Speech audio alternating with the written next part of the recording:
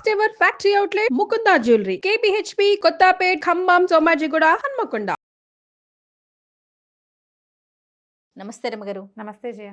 ఈ టాపిక్ మనం చాలాసార్లు డిస్కస్ చేసాము, బట్ ఎన్నిసార్లు చెప్పినా కూడా చెప్పుకుంటూనే ఉండాలనిపిస్తుంది నాకు. ఏంటంటే పీరియడ్స్ ఈ టైంలో రెస్ట్ నిజంగా అవసరమేనా? ఖచ్చితంగా రెస్ట్ తీసుకోవాలా? లేదు, అసలు అవకాశమే దొరకట్లేదు, ఊరుకులు పరుగులు పెట్టాల్సిందే, పెడుతున్నాం అనుకుందాం, ఆరోగ్య సమస్యలు ఏమైనా వస్తాయంటారా? రెస్ట్లెస్నెస్ వల్ల వచ్చే ఇబ్బందులు చాలా ఎక్కువ జయ.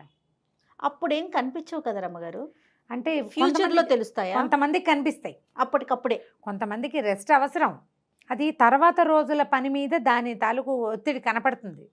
ఆ రోజుకి ఏముంటుంది, వాళ్ళు బాగానే ఉన్నావనుకో, నువ్వు శుభ్రంగా తినేస్తావు, తిరిగిస్తావు, యాక్టివ్గా ఉన్నావు, మన యాడ్స్లో చూపించినట్టుగా ఒక గంతేసి గేటు దాటాం, ఒక్క ఎగురు తాడుపుచ్చుకుని ఊగాం, షెట్లు ఆడాం, అవి శుద్ధ తప్పు. వాళ్ళు తమ యాడ్స్ కోసం చెప్తున్నారు. నీ శరీరాన్ని నువ్వు కాపాడుకోవాలి అంటే రెస్ట్ తీసుకోవాల్సింది సాధ్యమైనంత తగ్గించుకోండి. ఇప్పుడు ఉద్యోగాలు వచ్చినాయి జయ, ఇదివరకు ఇళ్లల్లో ఉండేవాళ్ళు, అప్పుడేమో అశుభ్రంగా మురికిగా ఏదో ఒక మూల కూర్చోబెట్టి అలా చేసేవాళ్ళు, అది తప్పు. స్నానాలు పానాలు లేకుండా మురికి చీకటి కొట్లు ఎవరికి కనపడకూడదు. ఎవరికి కనపడితే కొంప మునక గడది గుడ్డు కనపడితే వాళ్ళ మడి ఏదో పోతుంది, పిచ్చ అది. ఆ పిచ్చితోటి వీళ్ళని మూల కూర్చోబెట్టేవాళ్ళు, అది తప్పు. ఇప్పుడు మనము ఈ స్వేచ్ఛ పేరుతోటి పరుగులు పెడుతున్నాం, ఇది విచ్చలవిడితనం, ఇది తప్పే. అవును రమ్మగారు, ఇది తప్పే. ఎందుకంటే నీకు స్త్రీల ఆరోగ్యం అంటే బేసిక్ థింగ్స్ మామూలుగా మానవ ఆరోగ్యం ఏమేమిటి? హార్ట్, లంగ్స్, లివరు, ప్యాంక్రియాస్, ఇంకా చాలా ఉన్నాయి, 5-6 రకాలు. ఇవి 3. కిడ్నీస్. ఆడవాళ్ళకి ఈ లిస్టుతో పాటు యూట్రస్. అదే కదా మన ఫెమినిటీకి ఏమనాలి? ఆ బిందువు, అదే మన కేంద్ర బిందువు. దాన్ని జాగ్రత్తగా ఉంచుకోవాలి కదా. పైగా మామూలు రోజువారీ క్రియలు శరీరం ఏం చేస్తుంది? అన్నం అరగదీస్తుంది, దాన్ని బ్లడ్లోకి అందిస్తుంది, కిడ్నీలు ఫిల్టర్ చేస్తాయి, లివర్ బయలు చూసినో దేనో ఇది చేస్తుంది, బ్రెయిన్ ఓ యాక్టివ్ అంటే హార్ట్ ఓ యాక్టివ్, ఇన్ని రకాల పనులు శరీరం లోపల ఉన్న మెషిన్ అన్నీ చేస్తూనే ఉంటుంది. ఆడకి మొక్కి, పిల్లకి మేక్కి, అన్నిటికీ ఇవే. ఒక ఆడవాళ్ళకి పీరియడ్స్ సమయంలో మాత్రం మెషిన్ ఎక్స్ట్రాగా పనిచేస్తుంది.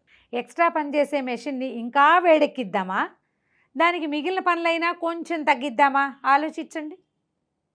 ఇందులో చాదస్తము లేదు, ఉన్నది సైన్స్. మీరు ఆలోచిస్తే మీకే తెలుస్తుంది.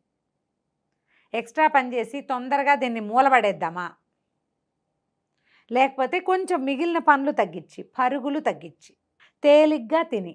మన వాళ్ళు ఏం పెడతారు జయ పీరియడ్స్లో, నీకు గుర్తుందా? పెద్దవాళ్ళు అయినప్పుడు, పిల్లలు పెద్దవాళ్ళు అయినప్పుడు పెసరపప్పు అన్నం, తేలికగా అరిగేవి, పులగం.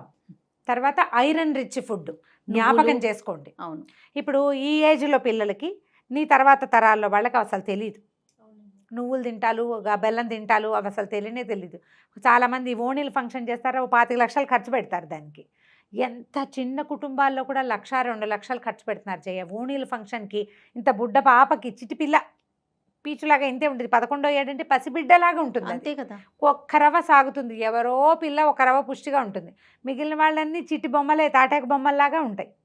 ఈ ఉన్నవాటికి ఓణీలేసి చీరలు కట్టి సిద్ధాంతం, ఇక్కడి నుంచి ఇక్కడికి గాజులు వేయాలి, ఏంటో పూజ అంటారు, పునస్కారం అంటారు. ఇదివరకు ఎక్కడుంది ఓవర్ యాక్షన్ సిద్ధాంతాలు? కాకపోతే ఇంత ఖర్చు పెడతారా? పిల్ల మెచ్యూర్ అయ్యి దానికి నిజంగా రెస్ట్ అవసరమైన సమయంలో స్కూళ్ళకి పంపేస్తారు.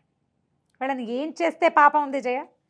ఏం చేసినా పాపం లేదు అలాంటి తల్లుల్ని. అసలే ముందుగా అయిపోతున్నారు, ఇదివరకు లాగా కాదు కదా రమ్మగారు. 15-16 అలా దాటేసి 11-12కి అయిపోతుంది. ఈ పిల్ల లేత పిల్ల, దానికి అప్పుడే కొంచెం కనపడుతూ ఉంటుంది, తెలుస్తుంది, కాస్త అర్థమవుతుంది. రెస్ట్ ఇవ్వు, హాయిగా తేలిగ్గా అరిగేది పెట్టు, సుఖంగా పడుకోనివ్వు.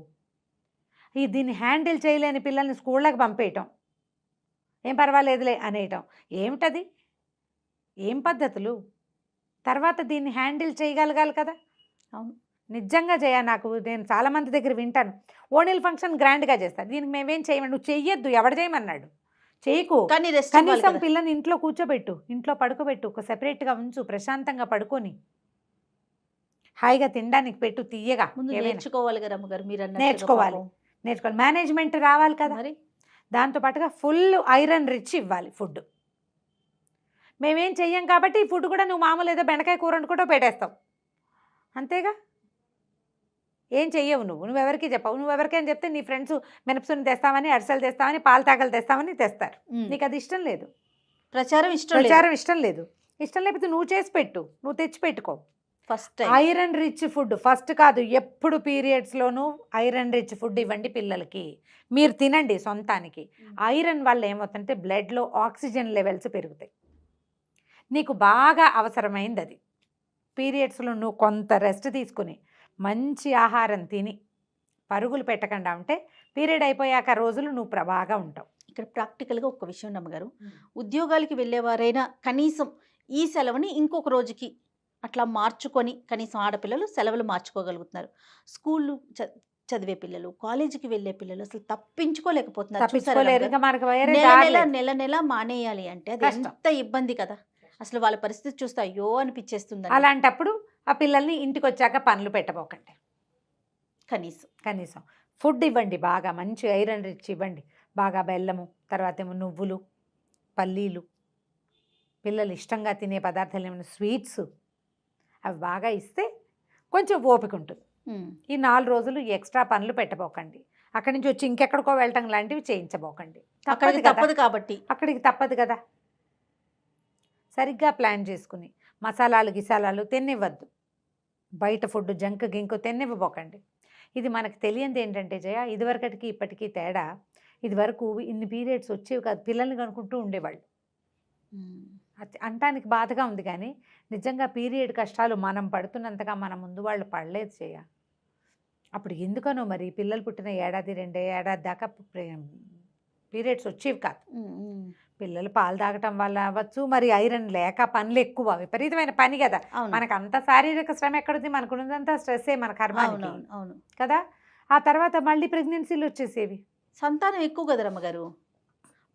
మనం ఎప్పుడు లిమిట్ కదా, మనం లిమిట్. పైగా మనము రకరకాల మందులు అవి వేసుకోవడంతో పిల్లలు పుట్టిన 3వ నెలలోనే పీరియడ్స్ వచ్చేస్తున్నాయి. ఇదివరకు బర్త్ కంట్రోల్కి కూడా పాలు ఇవ్వటము అవి యూజ్ అయ్యేవి. 1.5-2 ఏళ్ళ గ్యాపులు ఉండేవి పిల్లలకి సహజంగానే. ఇప్పుడు మన పరిస్థితులు అవి కాదు. వాటన్నిటినీ పక్కకు పెట్టండి. మనకి నీకు రెస్ట్ అవసరము అంతే. అంటే పీరియడ్స్ వల్ల నేను వెనకబడిపోవాలా లాంటి భావాలకు లోన్ కావద్దమ్మా. మన ఆరోగ్యం కదా, ఇక్కడ వెనకబాటుతనం కాదు కదా. పడతనం కాదు. నేను వెనకబడిపోవాలా, నాకు పీరియడ్స్ కాబట్టి నేను రెస్ట్ తీసుకోవాలా అంటే నీకు రెస్ట్ రేపటికి నీకే కదా అవసరం. నన్నే ముద్రిస్తావు నువ్వు, మమ్మల్ని ఉద్ధరించరు. అవునవును, ఎప్పుడు ఇదే మాట చెప్తా జయ. గుర్రానికి కూర్చుతోకుంటే దాని ఈగలు అది తోలుకుంటుంది. నువ్వు రెస్ట్ తీసుకుంటే ఆ రెస్ట్ ఉపయోగపడేది నీకే కానీ లోకానికి కాదు. ఖచ్చితంగా నీ ఇబ్బంది అయితే నీ చావు నువ్వే చావాలి, నీ ఇబ్బంది నువ్వే పడాలి. ఇదివరకట్లాగా మెనోపాజ్ 40-45కి పోవట్లే. ఇప్పుడు 50-52-53 దాకా మెనోపాజ్ లాగుతోంది. మెనోపాజ్ ఇష్యూస్ చాలా బాధిస్తున్నాయి.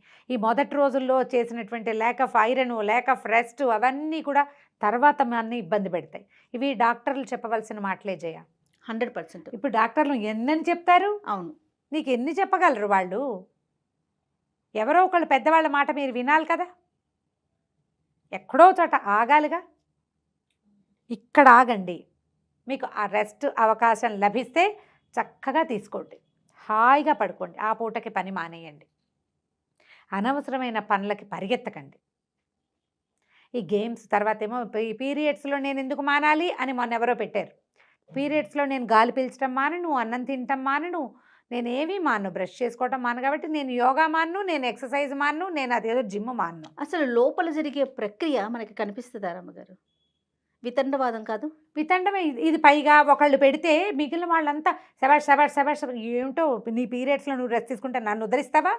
నాకు భలే చిరాకు వస్తుంది. నన్ను ఒక అమ్మాయి అడిగింది, మా దగ్గర పిల్లలే, దగ్గర అమ్మాయే, నన్ను ఉద్ధరించట్లేదు కదా. నీ సిస్టమ్కి రెస్ట్ ఇస్తున్నావు.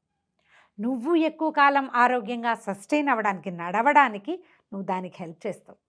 తప్పనిసరి అయితే పని చేయండి అమ్మా. తప్పనిసరి పని చేసేటప్పుడు మంచి ఫుడ్, ఐరన్ రిచ్ ఫుడ్ తీసుకోండి. చెత్త ఫుడ్లు తినబోకండి. శుభ్రంగా. ఎలాంటి సమస్యలు రావచ్చు అంటారు అమ్మగారు? ఏమిటది? పీరియడ్స్లో మనం రెస్ట్ తీసుకోలేకపోతున్నాం, ఉరుకులు పరుగులు పెట్టేస్తున్నాం. నీకు క్రమంగా లాంగ్ రన్లో నీ శరీర తత్వాన్ని బట్టి నీకు అలసట, పని చేయలేకపోవటము, మూలబడిపోవటము, చేతకంతనం, ఓవర్ బ్లీడింగ్ అవ్వడము, చేతకాకపోవటం, 1,000,000 వస్తాయి. పీరియడ్ని పోస్ట్పోన్మెంట్కి వేసుకునే టాబ్లెట్లతోటి 1,00,000 వస్తాయి. ఇది అసలు మెయిన్ ప్రధాన అదో సమస్య. ఇది ఇంకో సమస్య. ఇప్పుడు శరీరానికి భిన్నంగా ఉంటాయి జయ, ఒక్కొక్కళ్ళకి ఒక్కొక్క రకం ఒక్కొక్క ఉంటుంది. రకంగా కరెక్ట్. ఇవే అని చెప్పలేకపోతాం. నేనేమంటానంటే నీ శరీరం ఎక్స్ట్రాగా పనిచేస్తున్నప్పుడు నువ్వు ఎక్స్ట్రాగా పని చేయకుండా ఉండు, సాధ్యమైనంత. మానే అని చెప్పట్లా, సాధ్యమైనంత అని చెప్తున్నా. ఓపికగా వినండి అమ్మా వీడియో, ఓపికగా వినండి. ఇది పూర్తిగా మన మంచి కోసమే. ఫుడ్ బాగా తీసుకోండి, కాల్షియం రిచ్, ఐరన్ రిచ్ తీసుకోవాలి. అసలు మామూలుగానే తినబుద్ధి కాదు ఆ టైంలో. కొంతమంది తినబుద్ధి అవుతుంది జయ, నాకు ఫుడ్ అర్జు భయంకరంగా వస్తుంది, నువ్వు జిలేబీ తెప్పించినా తినేస్తాను నేను. నాకు కొంతమందికి వస్తుంది, కొంతమందికి అలా ఉంటుంది. ఒక్కొక్కళ్ళకి పీరియడ్ ఒక్కొక్కలాగా. సింటమ్స్ ఒక్కోలా ఉంటాయి. ఒకళ్ళు తింటారు, ఒకళ్ళు తినరు. జంక్ ఫుడ్ మీద ఆసక్తి వస్తుంది, ఇంట్లో చేయించుకుని తినండి. బలవర్ధకమైన ఆహారం తీసుకోండి, అది మళ్ళీ తేలిగ్గా కూడా అరిగేలా అరిగేలా పెట్టుకోండి. అంతే. రైట్ రమ్మగారు. థ్యాంక్ యూ రమ్మగారు. నమస్తే. నమస్తే జయ.